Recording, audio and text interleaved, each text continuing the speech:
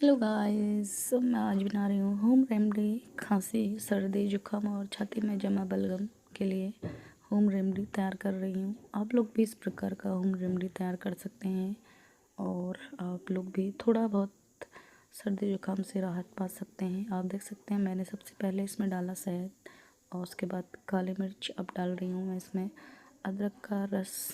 So please like this video and subscribe my channel. Thank you for watching.